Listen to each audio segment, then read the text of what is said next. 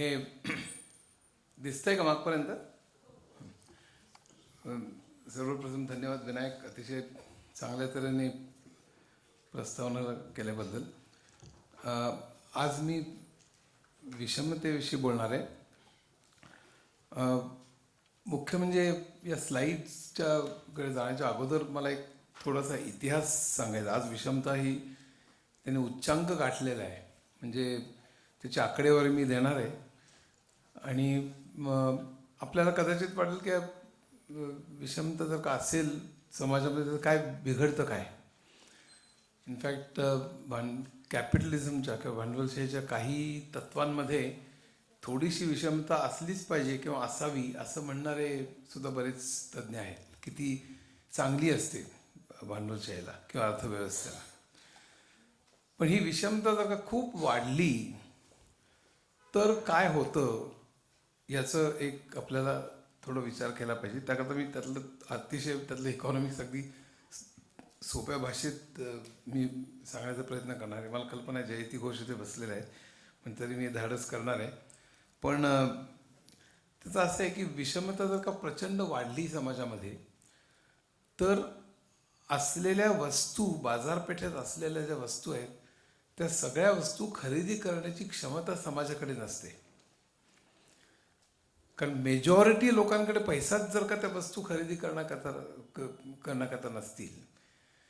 कारण जो अगदी टायनी जो श्रीमंत वर्ग आहे, उच्च मध्यम वर्ग किंवा कॉर्पोरेट्स किंवा भांडवलदार ज्याला आपण म्हणू, ते किती टूथपेस्ट वापरणार, किती मोटार गाड्या वापरणार, किती साबण वापरणार, त्याला बऱ्याच असतात. त्यामुळे ते थोडाच भाग त्यातला कन्झ्युम करू शकतात. मग उरलेला जो भाग आहे तो सगळा भाग खरेदी करण्याएवढी क्षमता ही जनतेमध्ये नसते. त्यामुळे माल पडून राहायला लागतो. एकदा वस्तू पडून राहायला लागल्या की कॉर्पोरेटना असं वाटायला लागतं की वस्तू पडून आहेत, मग आता कशाला उत्पादन करायचं आणखीन. त्यामुळे शिफ्ट्स कमी होत जातात आणि मग उद्योग कमी व्हायला लागतात, उद्योग बंद पडायला लागतात. त्यामुळे बेकारी वाढते. ती बेकारी वाढल्यावर पुन्हा समाजाची खरेदी क्षमता कमी होते. समाजाची खरेदी क्षमता कमी झाल्यानंतर पुन्हा माल पडून राहायला लागतो. पुन्हा माल पडून राहायला लागल्यानंतर पुन्हा कारखाने बंद पडतात. असं हे चक्र चालू राहतं. आणि हे चक्र चालू राहिल्यानंतर जर का GDP म्हणजे राष्ट्रीय उत्पादन जर का कमी झालं ओळीनी 6 महिने तर त्याला रिसेशन म्हणतात. म्हणजे इकॉनॉमिक्सच्या थेरेटिकली 6 महिने जर का GDP म्हणजे राष्ट्रीय उत्पादन कमी झालं, GDPचा रेट कमी होणं गोष्ट वेगळी. GDP वाढीचा रेट 9वरून 7 आला तरी 7 हा पॉझिटिव्ह आहे. म्हणजे GDP वाढतोय, अजूनही 9ने वाढतोय पण 7ने वाढतोय, तसं नव्हे. राष्ट्रीय उत्पादन जर का कमी जर का धावत गेलं या आत्ता सांगितलेल्या गोष्टीमुळे ओळीनी 6 महिने, तर त्याला रिसेशन असं म्हणतात किंवा मंदी. आणि ती जर का खूप मोठ्या प्रमाणावर आली तर त्याला महामंदी म्हणतात, जी 1929-30 साली अमेरिकेत आणि मग युरोपमध्ये सगळीकडे आली होती. त्या इतिहासात जर का आपण डोकावलं मग त्यावेळेला 25% बेकारी होती. लोक रस्त्यावर झुंडीच्या झुंडी हिंडायला लागलेले होते. बँका बंद पडल्या, अनेक हाहाकार उडाला. आणि त्या हाहाकार उडाला आणि त्यानंतर सबंध अर्थव्यवस्था कोलमडते की काय अशी परिस्थिती निर्माण झाली. त्यावेळेला केन्सनी एक मार्ग सुचवला आणि रूझवेल्टनी तो अंमलात आणण्याचा प्रयत्न केला. आणि सरकारनी प्रचंड मोठ्या प्रमाणावर गुंतवणूक करायला सुरुवात केली. आणि सरकारनी रस्ते काढले, शाळा काढल्या, अनेक गोष्टीमध्ये. तो टेनेसी व्हॅली असोसिएशनचा प्रोजेक्ट, अनेक प्रोजेक्ट्समध्ये त्यांनी पैसे गुंतवायला सुरुवात केली. कारण मुख्य म्हणजे मुद्दा काय होता की प्रायव्हेट कॉर्पोरेट्स जे होते ते पुढेच येत नव्हते पैसा गुंतवायला. कारण ज्याच्यात नफाच नाही आहे, माल पडून राहिलेला आहे, आम्ही कशाला गुंतवू, आम्हाला का तोटा सहन करायचा नाही, आम्ही कशाला आणखी नवीन कारखाने काढू, म्हणून ते गुंतवत नव्हते. म्हणून तरच बंदी आलेली होती. मग ते गुंतवत नाहीत म्हणल्यानंतर सरकारने ती गुंतवणूक केली. त्यामुळे रोजगार वाढला, त्यामुळे खरेदी क्षमता वाढली. खरेदी क्षमता वाढल्यानंतर त्यांनी जाऊन माल विकत घ्यायला सुरुवात केली. माल विकत घ्यायला सुरुवात केल्यानंतर अर्थातच मागणी वाढली म्हणल्यानंतर मग पुन्हा नवीन कारखाने निघाले. आणि अशा तऱ्हेने पुन्हा ते सर्कल वरती येत गेलं. खऱ्या अर्थानं जर का या महामंदीतनं बाहेर पडायला मदत केली असेल तर ती महायुद्धाने. दुसऱ्या महायुद्धामध्ये प्रचंड सरकारला खर्च करावा लागला, विमानं, अमुक तमुक सगळ्या गोष्टीमध्ये, लष्कर, पोशाख आणि अशा सगळ्या गोष्टींमुळे आणि इतरही गोष्टी सरकारने खर्च केल्या आणि त्यामुळे संबंध यातनं बाहेर आला. 1945 ते 1973 किंवा 70चं दशक आपण म्हणू, याला गोल्डन एज ऑफ कॅपिटलिझम म्हणतात. त्या काळामध्ये टॅक्सेस खूप होते, त्याच्याकडे मी येणार आहे. मग 80-90% ज्याला मार्जिनल टॅक्स म्हणतो आपण, हायेस्ट मार्जिनल टॅक्स, 80-90% टॅक्स होता त्यावेळेला. आणि सरकारची गुंतवणूक भरमसाठ होती. त्यावेळेला वेलफेअर स्टेट्स निर्माण झाली सगळीकडे.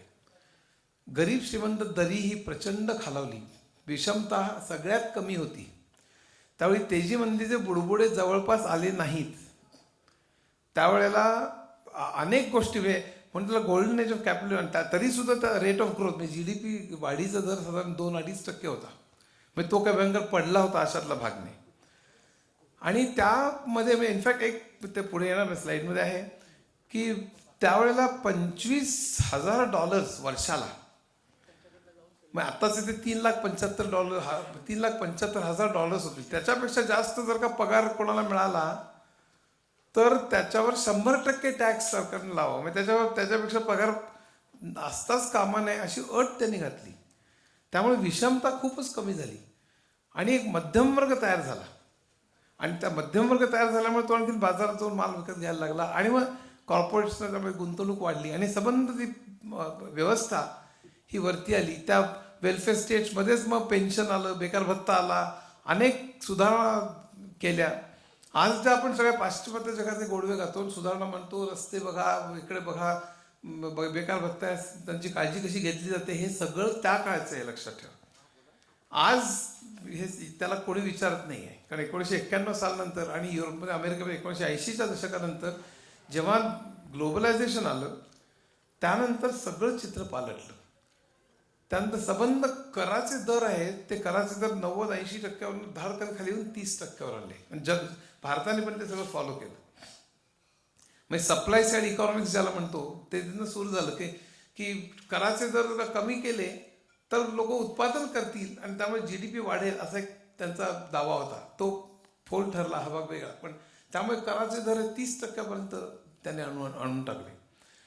सगळं प्रायव्हेटाईज करा, सरकारी काही नको आम्हाला म्हणून सरकारी सगळं कमी करत आणलं. शिक्षण, आरोग्य आणि इतर ह्याच्यावरचा खर्च कमी करत आणला. म्हणजे भारतामध्ये जिथे 6% शिक्षणावर GDPचा खर्च करायला पाहिजे, तर 6च्या ऐवजी 2.8 to 3.2 मध्ये आपलं अजूनही घुटमळतंय. त्यातले बरेच करप्शनमुळे किती पोचत असतील हा मुद्दा वेगळा पुन्हा. त्यामुळे प्रत्यक्ष शिक्षणावरती खर्च जेवढा पाहिजे त्याच्या निम्म्याहून कमी आपण करत आलो. आरोग्यावरती 5% केलं पाहिजे GDPच्या, राष्ट्रीय उत्पादनाच्या, असा WHOने सांगितलेलं आहे, वर्ल्ड हेल्थ ऑर्गनायझेशनने. त्या 5च्या ऐवजी आपण 0.8 to 1% करतो, म्हणजे 20% करतो. म्हणजे आपल्याला लाज वाटली पाहिजे. आणि त्यातले पण भ्रष्टाचारामुळे किती पोचत असतील. आणि त्यामुळे मग खाली जमिनीवर झोपायचं सरकारी हॉस्पिटलमध्ये, एकेका बेडवरती 2-2 बाळंतेरी झोपतात. ECG आणि MRIचे मशीन्स नाहीत, अनेक महिने वाट बघावी लागते. असं सगळं चित्र जे आहे त्या सगळ्यामुळे भयानक परिस्थिती निर्माण झाली. हे सगळं 1980 जगभर शिक्षण, आरोग्य आणि सगळ्या वेलफेअर स्कीम्सवरती प्रचंड मोठा घाला घालण्यात आला. हे विषमता का वाढली याचे कारण देते. टॅक्सेस कमी झाले. पूर्वी काय होतं की टॅक्सेस चिकार असल्यामुळे तो पैसा सरकारला मिळायचा आणि तो पैसा सरकार मग गुंतवायची, त्यामुळे रोजगार वाढायचा. एका बाजूनी गरीब वर्गाला रोजगार मिळायचा, त्यांचं उत्पन्न वाढायचं, दुसऱ्या बाजूला श्रीमंत वर्गाकडनं टॅक्स, म्हणजे रॉबिनहूड टॅक्स म्हणता येईल त्याला. पण हे सगळं पूर्ण नष्ट झालं. आता सगळं खाजगीकरण, कर 30%वर आणला. त्यामुळे श्रीमंतांचं भयंकर फावलं, त्यामुळे त्यांच्याकडे पैसा अमाप साठला आणि त्यामुळे विषमता ही प्रचंड वाढत गेली. आणि ती किती वाढत गेली तर त्याचं प्रमाण आता जे आहे ते मी त्याच्याकडे येणार आहे. हे आकडे दिसत आहेत का मागपर्यंत? मग आता ही आता जगामध्ये विषमता तर भयंकरच मोठी आहे, त्याचे आकडे आहेत बरेच. मी तुम्हाला फार आकड्यात गुंतवणार नाही. पण वरच्या 1% लोकांकडे भारतातली 58% संपत्ती आहे आणि अमेरिकेतली फक्त 42%. म्हणजे अमेरिकेतल्यापेक्षाही भारताच्या टक्केवारी जास्त आहे. म्हणजे भारतात अमेरिकेपेक्षाही जास्त विषमता आहे, लक्षात ठेवा. नंतर त्याच्या वरच्या 10% लोकांमध्ये 80.7% संपत्ती आहे भारतातल्या. 10% लोकांकडे 80.7, आणि तेच अमेरिकेतल्या 10% लोकांकडे 57.6% आहे. ते खालच्या खालच्या 10%चं गंमत बघा आता. खालच्या सगळ्यात तळातल्या 10% लोक जे आहेत त्यांच्याकडे -0.7% आहे संपत्ती. म्हणजे त्यांच्याकडे आहे ते सुद्धा कोणी ते घाण टाकलंय किंवा ते सुद्धा कोणाचं दुसऱ्याच आहे. त्यांच्याकडे संपत्तीच नाही आहे. त्याच्या वरचे जे 10% आहेत त्यांच्याकडे 0.2% संबंध भारतातल्या संपत्तीच्या 0.2% 10% लोकांकडे, आणि त्याच्यावरचे जे 10% आहेत त्यांच्याकडे 0.5% आहे. म्हणजे खालच्या तिघांची बेरीज जर का आपण केली, बेरीज केली तर त्या 30% लोकांची पूर्ण संपत्ती ही शून्य आहे. म्हणजे -0.7 अधिक 0.2 आणि अधिक 0.5 म्हणजे एकंदरीत पूर्ण संपत्ती ही खालच्या यांची शून्य आहे. म्हणजे खालच्या 30% लोकांकडे शून्य संपत्ती आहे जवळपास आपल्याकडे. ही काय भयानक परिस्थिती बघा. म्हणजे उद्या काय होणार, आपण उद्या प्रॉव्हिडंट फंड आहे का, उद्या काय होणार, आपल्याकडे किती आपले गुंतवलेले आहेत. इथे एक बारीक आजार जरी आला तरी माणसं संपूर्ण नष्ट होतील अशी परिस्थिती आहे. आणि हे जे 30% आहेत त्याच्या पुढचे जे आणि 30% आहेत तिथे एक आजार, मोठा जरी आजार आला तरी पूर्ण कर्जबाजारी होती. म्हणजे माझा एक डॉक्टर मित्र आहे, तो सांगतो कित्येक कुटुंब आहेत की जिथे एक मेजर आजार आला तर तो आजार आल्यानंतर समजा त्या माणसाला हॉस्पिटलमध्ये ठेवलेलं आहे आणि माहिती आहे की तो मनुष्य जाणार आहे, टर्मिनल आजार आहे, पण त्याला औषधं तर थांबवू शकत नाही आपण. डॉक्टर लिहून दिलेली औषधं आपल्याला घ्यायलाच पाहिजे. ती औषधं त्याला देत राहावं लागतं. जे काही काळानंतर तो मनुष्य मरतो, पण त्या काळामध्ये जे उपचार, औषधं, त्या हॉस्पिटलचा खर्च आहे, त्या खर्चानंतर त्याच्यानंतर अनेक पिढ्या या कर्जबाजारी होऊ शकतात. आज कॅन्सरवरच्या औषधांची किंमत आपल्याला माहिती आहे. कित्येक हा जो सगळा प्रकार आहे हा भयानक आहे. खालच्या 90% लोकांकडे आपल्याकडे फक्त 19.3% संपत्ती आहे. सर्वात श्रीमंत 1% लोकांकडे खालच्या 90% लोकांच्या संपत्तीच्या तिप्पट संपत्ती आहे. म्हणजे विषमतेचं प्रमाण बघा. सर्वात 1% श्रीमंत लोकांकडे खालच्या 90% लोकांच्या संपत्तीच्या तिप्पट संपत्ती आहे. ही सगळी विषमता जी आहे ती ग्लोबलायझेशनच्या नंतर चालू झाली जगामध्ये आणि भारतामध्ये सुद्धा. पण ही विषमता कमी होते का वाढते आहे? तर आता वर्ष दिलंय, वरच्या 1% लोकांकडे, देशातल्या 1% लोकांकडे देशातल्या संपत्तीचा वाटा 2000 साली 36% होता, 2014 साली 49% होता, 15 साली 53% झाला आणि आता 58.4%. थोडक्यात हा संपत्तीचा वाटा हा वाढत. विषमतेचीच वेगवेगळी रूपं मी दाखवतोय. हे जेव्हा चालू होतं त्याच वेळी अब्जाधीशांची संख्या वाढली भारतातल्या अब्जाधीशांची संख्या 2000 साली 9 होती, 2009 साली 53 झाली आणि 2017 साली 101 झाली. आता एक आहे की जितकी मिळकत जास्त असते तितकी संपत्ती पण वाढते. ह्याचं कारण असं की माझी जर का मिळकत चिकार जास्त असेल तर तेवढे मी खर्च करत नाही आणि मी जास्त बचत करतो. मी प्रॉपेन्सिटी टू कन्झ्युम, केन्स त्याला म्हणायचा. मी बेसिकली की माझी जर का मिळकत खूप जास्त असेल तर मी सेव्ह सुद्धा तेवढं जास्त करतो. सेव्ह करतो म्हणजे पैसे बँकेत फिक्स्ड डिपॉझिट असेल किंवा मी जर का उद्योजक असेल तर मी त्याचे मशीन्स घेईन, काय घेईन, आणि शिवाय इतर ह्याच्यात सेव्ह करेन. ती संपत्ती होते माझी. मग थोडक्यात जितकी माझी मिळकत जास्त त्याच्यापेक्षा जर का तुम्ही खालचे 50% लोक धरले तर त्यांची सगळी मिळकत खर्चातच जाते, त्यामुळे सेव्ह होत नाही, त्यामुळे त्याची संपत्ती वाढत नाही.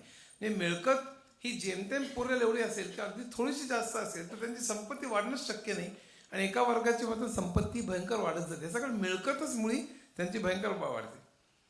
ते मी आत्ता सांगितलं त्याप्रमाणे ही रुझवेल्टनी काय केलं होतं त्यावेळी. हां, आता तुम्हाला एक हे सांगतो की ह्या संपत्तीतला दर सगळ्यात श्रीमंत म्हणजे CEO आणि सगळ्यात खालचा, ह्याच्यात सगळ्यात श्रीमंत सगळ्यात गरीब यांच्या संपत्तीचा किती रेशो असावा आयडियली? तर मनुस्मृतीमध्ये कित्येक गोष्टी आपल्याला मान्य नसतील हे सोडा, पण मनुस्मृतीमध्ये तो 1 ते 4 पेक्षा जास्त नसावा असं लिहिलेलं आहे. तुम्हाला आश्चर्य वाटेल. हा खूप चांगली गोष्ट आहे त्यातली. स्टॅनफर्ड सर्वे नावाचा एक प्रकार आहे, त्याच्यात त्यांनी 1 ते 18 पर्यंत असावं असं म्हटलेलं आहे. पॉल क्रुगमन जो आहे म्हणजे नोबेल लॉरेट, त्यांनी सांगितलं की 1 ते 100 जास्तीत जास्त असावा. पण 1 ते 100 जर का असेल किंवा त्यापेक्षा जास्त तर त्याला म्हणजे विषमता खूप आहे असं आपल्याला म्हणायला पाहिजे. आणि 1000 जर का असेल तर तो लोकशाहीचं अरिष्ट आहे असं पॉल क्रुगमन म्हणायचं. आता आपल्याकडे भारतात CEOचा पगार आणि खालचा पगार सरासरी सगळ्या उद्योगांचा हा 243 पट आहे. म्हणजे क्रुगमनच्या मध्ये आपल्याकडे विषमता ही प्रचंड जास्त आहे. मागे तुम्ही बघितलं तर 1 ते 100 ही विषमता आहे आणि 1 ते 1000 म्हणजे लोकशाहीचं अरिष्ट आहे. तर आपल्याकडे 243 आहे आणि हा सरासरीचा रेशो आहे बरं का. म्हणजे सगळ्यात CEOचा पगार आणि सरासरीचा रेशो, सगळ्यात खालचा जो पगार आहे त्याचा रेशो आणखीनच जास्त आहे. AM नाईक, लार्सन अँड टोब्रोचे, हे इकॉनॉमिक टाइम्सवरली बातमी आहे. स्टॉक ऑप्शन्स न विचारात घेता गेल्या वर्षी त्यांचं उत्पन्न 78.91 कोटी होतं. त्याच्यापेक्षा जास्त CP गुरुनानी टेक महिंद्राचे गेल्या वर्षी 150 कोटी रुपये त्यांनी मिळवले एका वर्षात. अमेरिकेत अनेक कंपन्यांमध्ये सगळ्यात हायेस्ट आणि सगळ्यात लोएस्ट त्याचा रेशो आहे तो 100 ते 150 आहे. मॅकडोनल्डमध्ये तर 2017 मध्ये तो 3101 होता. म्हणजे विषमतेचं कहर ज्याला म्हणता येईल असं. तर त्यावेळी काही लोक म्हणतात की अरे पण एवढं जरी असेल तरी जर का सगळ्यांना म्हणजे नेहमी एक आपल्याकडे आर्ग्युमेंट काय दिलं जातं की विषमता काय घेऊन चाललेल्या आहेत, सगळेच जण वरती येत आहेत ना. काही लोक थोडे वरती येतात, वरती लोक आणखीन जास्त वरती येत आहेत, कबूल आहे विषमता आहे, पण खालचे लोक वरती तरी येत आहेत. त्या म्हणण्यात 1-2%, 5% तथ्य आहे. म्हणजे ग्लोबलायझेशनमुळे कोणाचाच फायदा झाला नाही असं आपल्याला म्हणता येणार नाही. पण तो अतिशय कमी वेगाने होतोय. मी हे अशा तऱ्हेने जस्टिफाय करणं म्हणजे संपूर्ण चूक आहे. कारण होत आहे ना हळूहळू, म्हणजे हळूहळू होईपर्यंत कोट्यावधी लोक मरतात, त्याची जबाबदारी कोण घेणार? कारण आत्ताचे जे रिसोर्सेस आहेत आपल्याकडे, ते रिसोर्सेस सगळ्या लोकांना व्यवस्थित अन्न वस्त्र निवारा मिळण्याचे रिसोर्सेस आहेत आपल्याकडे. ते व्यवस्थेमुळे मिळत नाही आहेत. ते जर का ते मिळत नसतील तर हे जे भयंकर हाल अपेष्टा सहन करतायत त्याची जबाबदारी कोणाची? त्यामुळे हे नुसतं जस्टिफाय होणे 30 वर्षांनी होईल सगळं व्यवस्थित, ह्याला काय अर्थ नाही. हे नक्कीच अगोदरच होऊ शकलं असतं, आजही होऊ शकतं. याच व्यवस्थेमध्ये सगळ्यांना पुरेल इतकं आपण अन्नधान्य वस्त्र निवारा निर्माण करू शकतो. हे असून सुद्धा अशा त्यांची विषमता राहून कित्येक लोकांनी जनावरांसारखं आयुष्य जगावं हे आपल्याला अमान्य असलं पाहिजे असं माझं मत. हे आता उदाहरण सांगतो की आत्ता 16-17चा जो काही नाबार्डचा जो सर्वे तो गेला आत्ताच पब्लिश झाला, पण 2018 मध्ये पब्लिश झाला, पण 16-17चे आकडे. त्यामुळे ग्रामीण कुटुंबाचं सरासरी मासिक उत्पन्न 8,931 आहे आणि 4 वर्षात फक्त 2500 रुपयाची त्यात भर पडली. मी महागाई विचारात न घेता, मी महागाई घेतली तर हे नगण्य आहे, जवळपास तेवढीच. 41 कुटुंब कर्जबाजारी आहेत, त्यातली 33% सावकारांकडनं आहेत आणि सरासरी कर्ज आहे ते 91,852 आहे ग्रामीणचं. 41 कुटुंब कर्जबाजारी, प्रत्येकावर एवढं कर्ज, आणि हे साधारण 1 लाख रुपये जे कर्ज आहे ते कर्ज तर ग्रामीण भागात हे खूप मोठं कर्ज आहे आणि ते कर्ज सहजासहजी फिटणं शक्य नाही. मग या फ्युचर आत्महत्या आहेत हे लक्षात ठेवा. फक्त 25% लोकांना आयुष्य विमा आहे, फक्त 3% लोकांना अपघात विमा आहे, 6% लोकांना आरोग्य विमा आहे, फक्त 19% कुटुंबांना पेन्शन आहे, फक्त 49% कुटुंब थोडीफार बचत करतात, 60%ना मोबाईल बँकिंग जमत नाही. आता गरिबीची सुद्धा अधिकृत आकडेवारी 22% आहे.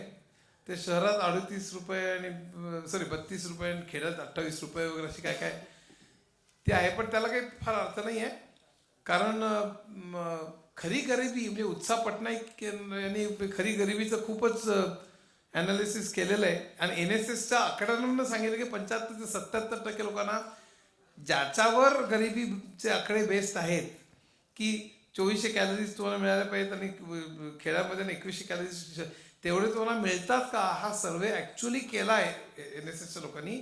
त्याच्यावर बेस्ट उत्साह पटनाईकनी आकडे काढले की 75% लोकांनी मिळत नाही तेवढे. म्हणजे ज्याच्यावर खरी म्हणजे गरिबीची व्याख्या केली गेली होती पहिल्यांदा 1970च्या दशकामध्ये, त्याच्याचवरनं त्यांनी काढलं की 75% लोक हे खऱ्या अर्थाने त्या डेफिनेशनप्रमाणे आज सुद्धा गरीब आहेत. आता त्याच्यावर वादविवाद आहे, ते 75 त्या मल्टी डायमेन्शनल पॉवर्टी इंडेक्स आहे, कोणी $2 म्हणतात, पण एकंदर 40-50% तरी लोक खूप हलाखीचं जगतायत. ह्याच्यात कोणा दुमत नसावं. एक सहज आकडा म्हणून सांगतो, आज 92% स्त्रिया आणि 82% पुरुष कामगारांना दरमहा 10,000 रुपयापेक्षा कमी पैसे मिळतात. आज भारतामध्ये 67% लोक कुटुंब अशी आहेत की ज्यांना 10,000 पेक्षा कमी पगार आहे. 10,000 मध्ये कल्पना करा, आज 5 जणांचं कुटुंब, शिक्षण, आरोग्य, अन्न, वस्त्र, निवारा, प्रवास, करमणूक, 10,000 रुपये 5 लोकांचं कुटुंब, हे किती म्हणजे त्याला आता कोणी म्हणे हे गरीब, आमच्या गरिबीच्या व्याख्येत बसत नाही, पण माझ्या मते हे डिग्निफाईड लाईफ नाही. हे कसं बसं जगणं आहे. आणि 67% भारतातले हे ऑफिशियल आकड्याप्रमाणे असं त्याचं आयुष्य जगतं. त्यामुळे प्रश्न हा आहे की फक्त हा विषमतेचा प्रश्न नाही आहे. आज दुसरं जग हे असू शकतं, दुसऱ्या तऱ्हेचं जग, पण ते दुसरं जग असण्याकरता काय केलं पाहिजे. आता आत्तापर्यंत आपण आकडेवारी बघितली, त्याची कारणं, इतिहास पण बघितला, पण काय केलं पाहिजे. तर माझ्या मते त्याला 2-3 उपाय आहेत. म्हणजे ही विषमता जर कमी करायची असेल तर 2-3 उपाय आहेत. आणि ते आजच्या व्यवस्थेमध्ये, म्हणजे ज्याला मी न्यू लिबरल व्यवस्था म्हणतो, नव उदार मतवाद जो सुरू झालेला आहे 1991 नंतर, त्यामध्ये हे सोल्युशन होणं शक्य नाही असं माझं मत आहे. त्यामुळे आपला जो विरोध असला पाहिजे तो विरोध नुसते आपल्या विषमता कमी करा असं ढोबळ मागणी करून उपयोग नाही. आपल्याला आत्ताची जी न्यू लिबरल व्यवस्था आहे त्याच्या विरुद्ध आपण उभे राहिलो नाही तर ही विषमता कमी होणं शक्य नाही. हा त्यातला अतिशय महत्त्वाचा विषय आहे. तुम्हाला त्याचं कारण सांगतो. त्याचं कारण हे आता हां, विषमता कशी कमी करते. श्रीमंतांवर कर वाढवणं जे शक्य नाही आहे, कारण त्यांच्यावर कर वाढवलं तर उत्पादनाला त्यांना हे काय मिळणार, त्यांना इन्सेंटिव्ह काय मिळणार. असं नेहमी आपल्याला कारण सांगितलं जातं की आमच्यावर 30% कर आहे, तो 30%चा 40% जरी केलं तर आम्ही कशाला उत्पादन करू. हे अगदी टोटली चुकीचं आहे. कारण संपूर्ण 1945 ते 73 हे कराचे दर चिकार जास्त होते, 90% होते, पण तरीसुद्धा उत्पादन भरमसाठ व्यवस्थित होत होतं. 2.3 का 2.5% GDPचा रेट झाला. त्याच्यावर एक मोठा वाद झाला होता की समजा कराचे दर वाढवले तर GDP खाली होईल, कारण कोणी उत्पादनच करणार नाही. कारण आम्ही जे सगळं उत्पादन करतो ते सरकार घेऊन जातं आमच्याकडनं, त्यामुळे आम्हाला इन्सेंटिव्ह काय राहणार, आम्ही उत्पादन कशाला करू असं लोक म्हणतील. पण ते चुकीचं आहे. न्यूयॉर्क टाइम्समध्ये एकाने स्टडी केला होता की त्या 1945 सालापासून सगळी आकडेवारी त्यांनी काढली होती की त्यावेळेला जे काही GDP रेट वाढला तो 1900 न्यू लिबरल व्यवस्था आल्यानंतर जो काही GDPचा रेट ऑफ ग्रोथ होता वेस्टर्न कंट्रीजमध्ये त्याच्यापेक्षा त्या काही जास्त होता, निदान कमी तरी नव्हता. असं न्यूयॉर्क टाइम्समध्ये डिटेल ॲनालिसिस आलेलं होतं. माझ्याकडे आर्टिकल आहे.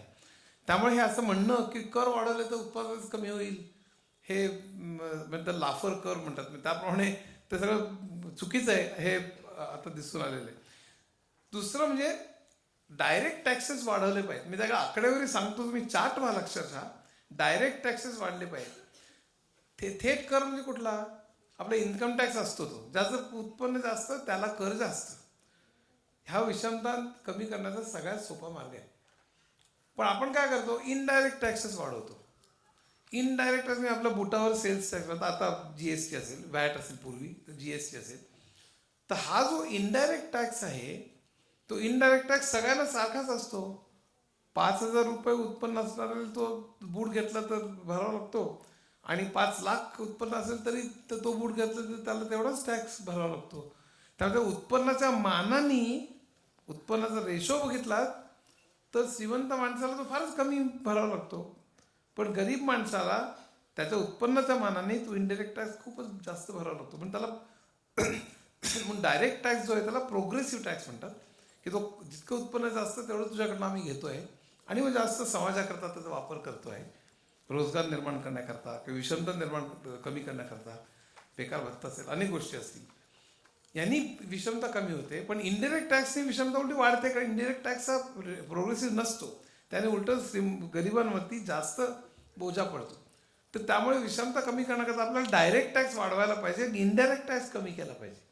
आपण उलटं करतो, मी आकडेवारी सांगणार आहे. शिक्षण, आरोग्य असल्यानं खर्च वाढवला पाहिजे, कारण त्याच्यावर जर जोपर्यंत तुम्ही खर्च वाढवत नाही तोपर्यंत संबंध 40-50 आता 30% जे काही निरक्षर लोक आहेत, की आरोग्य तर आपण सुशिक्षित, समृद्ध, सुदृढ समाज जर निर्माण केला तर ते संशोधन करतील, ते नोकऱ्या मिळवतील, ते पुढे जातील. तेच जर का आपण करू शकलो नाही तर त्यांचा आपण हातपाय छाटतोय. त्यामुळे विषमता पुन्हा त्यामुळे कमी होणार नाही. लघु आणि मध्यम उद्योग आणि शेतीमध्ये गुंतवणूक करून रोजगार निर्माण करणं. रोजगार हा शेती, लघु आणि मध्यम उद्योगातच जास्त निर्माण होतो, आणि त्याच्याकडे संपूर्ण दुर्लक्ष झालेलं आहे. न्यू लिबरल व्यवस्थेमध्ये त्याला बँकेची कर्ज मिळत नाही, तर शेतीवरती तर आपल्याला 2 दिवस बोलावं लागेल, आणि त्यांची संपूर्ण उद्ध्वस्तता आज आपल्याला दिसते. त्यामुळे रोजगार न निर्माण होण्याचं कारण टेक्नॉलॉजी, पण टेक्नॉलॉजीपेक्षाही उद्योग, लघु मध्यम उद्योग, MSME ज्याला म्हणतो आपण ते, आणि शेती यांची उद्ध्वस्तता आहे. त्यातलं सगळ्यात मोठं कारण आहे रोजगार कमी होणं. आणि रोजगार कमी म्हणजे पुन्हा अर्थातच विषमता वाढते. आता तुम्हाला काही थोडी आकडेवारी सांगून मी थांबणार आहे. आजचे कर जे आहेत ते राष्ट्रीय उत्पादनाचा जर का आपण रेशो काढला, म्हणजे टॅक्स टू GDP रेशो आपण त्याला म्हणतो, टॅक्स टू GDP रेशो हा फार महत्वाचा असतो. तर हा टॅक्स टू GDP रेशो भारतात हा 16.6% आहे. म्हणजे आपण किती कमी कर लावतो श्रीमंतांवरती ह्याचं, कारण खालचे 50-70% कर भरतच नाही. तर कर म्हणजे श्रीमंतांवरचे कर अर्थातच फार तर उच्च मध्यम वर्ग असं फार कमी भरतो. तर टॅक्स टू GDP रेशो बघितलात तुम्ही तर भारतामध्ये तो 16.6% आहे, ब्राझीलमध्ये 35.6% आहे, दक्षिण आफ्रिकेत 28.8% आहे, OECD म्हणजे प्रगत राष्ट्रांचं एक हे आहे त्याला 34% आहे, UK मध्ये 35.2% आहे, EU म्हणजे युरोपियन युनियनमध्ये 40.69% आहे, अमेरिकेत 24%. म्हणजे भारत, आणि आपल्याला लाज वाटली पाहिजे, एका बाजूने विषमता एवढी प्रचंड आहे, अमेरिकेपेक्षा जास्त विषमता आहे. आपण टॅक्स गोळा करून तो खरं म्हणजे रोजगार निर्माण केला पाहिजे. तर आपण टॅक्स टू GDP रेशो आपला इतर म्हणजे ब्रिक्स कंट्रीज ज्याला म्हणतो, ब्राझील, दक्षिण आफ्रिका, त्याच्यापेक्षाही कमी, निम्मा म्हणजे, आणि बाकीचे प्रगत राष्ट्रांचे प्रचंडच कमी, 1/3, 1/4 इतकी भयानक परिस्थिती. तरी सुद्धा आपण टॅक्स वाढवायला आपण नकार देतोय. आता आजचे कर पुन्हा डायरेक्ट टॅक्सचं पूर्ण टॅक्सेसची प्रमाण, मी मगाशी सांगितल्याप्रमाणे डायरेक्ट टॅक्स वाढवणं हा एक मोठा उपाय आहे. कारण डायरेक्ट टॅक्स जर वाढवले तर सरकारला पैसे जास्त मिळतील, ते आणखी जास्त रोजगार, शिक्षण, आरोग्य ह्याच्यावर ते खर्च करू शकतील. पण direct tax to total tax जे प्रमाण आहे ते भारतात 30% आहे, इंडोनेशियात 55.85% आहे, दक्षिण आफ्रिकेत 57.5% आहे, OECD खूपच जास्त आहे, युरोपमध्ये 70% आहे, रशियामध्ये 41%, सगळ्यात दुनियेचं आपल्यापेक्षा जास्त आहे, आपलं 30% आहे. म्हणजे आपण कर एक तर कमी, आणि त्या करामध्ये सुद्धा डायरेक्ट टॅक्स आपण आणखी प्रचंड कमी, कारण संबंध कॉर्पोरेटचा एवढा दबाव आहे आपल्या सरकारवर की तुम्ही टॅक्स वाढवलं तर आम्ही, सरकार त्यांच्या तालावर नसते, तर डायरेक्ट टॅक्स वाढवायला पाहिजे. असं जर का असतं ना की सगळ्या जगापेक्षा आपण जास्त लावलेले आहेत त्यामुळे आपण वाढवायला कमी करतो, जगाचे चिकारच जगापेक्षा आपण ऑलरेडी प्रचंड कमी टॅक्स वाढवायला, त्या टॅक्समध्ये पुन्हा डायरेक्ट टॅक्सचं प्रमाण भयंकर कमी आहे, तरी आपण ते वाढवत नाही. त्याचं कारण आपल्या लक्षात घेतलं पाहिजे, त्याचं कारण आपल्या सरकारवरती कॉर्पोरेट्सचा प्रचंड मोठा दबाव आहे. नंतर खाली आणखीन एक आहे डायरेक्ट टॅक्स. डायरेक्ट टॅक्स भागिले पूर्ण टॅक्स हा आपलं प्रमाण कसं कमी होत गेलेलं ते पण आहे, नुसतंच हे नाही आहे. आपलं प्रमाण इतर वरचीवर जर बघितली तर आपलं प्रमाण इतर देशांच्या मानाने खूप कमी आहे, आणि हे कमी डायरेक्ट टॅक्स टू पूर्ण टॅक्स 2009-10 मध्ये 61% होतं, त्यानंतर 13-14 मध्ये सगळं कमी होत गेलेलं हे आपल्याला दिसेल. आता सरकारी खर्च, जसं रुझवेल्टनी सरकारी खर्च केला, रोजगार वाढवला, त्यातनं बेकार भत्ता, पेन्शन, बागा, रस्ते आणि इतर अनेक गोष्टी निर्माण केल्या, शिक्षण, आरोग्य ह्याच्यावर खर्च केला, आणि एकंदरीतच विषमता कमी केली, रोजगार कमी केला, गोल्डन एज ऑफ कॅपिटलिझम आलं. म्हणजे काय सगळंच आबादी होतं असं नाही. त्याचवेळी चंगळवादी वाढला, त्याचवेळी कोरियन वॉर झालं 1951 साली, त्याचवेळी व्हिएतनाम वॉरची युद्ध बीज पेरली गेली असं काही सगळंच. पण तरीसुद्धा अनेक गोष्टी त्या ठिकाणी घडल्या. विषमता खूप कमी झाली, तेजीमध्ये बुडबुडे आले, संपूर्ण रोजगार त्यावेळेला होता. आणि तर त्या वेळेला हा सरकारी खर्च कमी केला पाहिजे. पण 1991 सालनंतर सरकारी खर्च कमी कमी करता आणला पाहिजे, कारण तो केला की फिस्कल डेफिसिट निर्माण होतं. डेफिसिटचा अर्थ असा की सरकारला जे काही पैसे मिळतात करांच्या मार्फत आणि सरकार खर्च करतं, ह्यातला फरक म्हणजे फिस्कल डेफिसिट. तर नेहमी आपल्याला विचारतात लोक, आम्ही शिक्षण आरोग्य करायला तयार होतो, पण पैसे आणणार कुठनं? तर पैसे आणणार म्हणजे पहिली गोष्ट ब्लॅक मनी, जे संपूर्ण GDPच्या अनेक एस्टिमेट्स आहेत त्याची. तर 20% ते म्हणजे GDPच्या 20% 50% अशी एस्टिमेट्स आहेत बीजेची. प्लस श्रीमंतांवरचे कर वाढवा. इनहेरिटन्स टॅक्स आपण का लावत नाही, ते त्याच्याकडे माझ्याकडे स्लाईड आहे त्याची.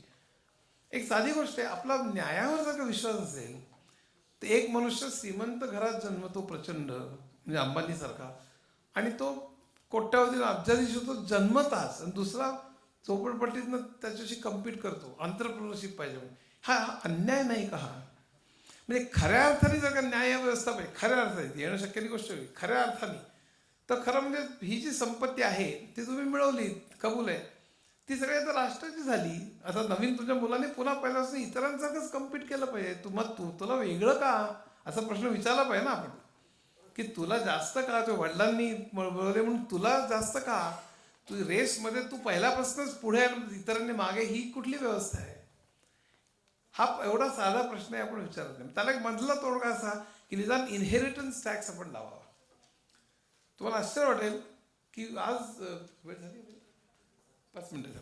तर आज जितकी विषमता वाढली तसं अमेरिकेत प्रचंड मोठी अस्थिरता निर्माण झाली, आणि तिथे ऑक्युपाय वॉल स्ट्रीट नावाची चळवळ सुरू झाली. लाखो लोकांनी रस्त्यावर आले. 82 का काही शहरांमध्ये मोठ्या चळवळी निघाल्या. त्यावेळेस हादरले. बिल गेट्स आणि वॉरन बफे सारख्या मंडळींनी जाऊन डिक्लेअर केलं की आमच्यावरती इनहेरिटन्स आणि वेल्थ टॅक्स लावा.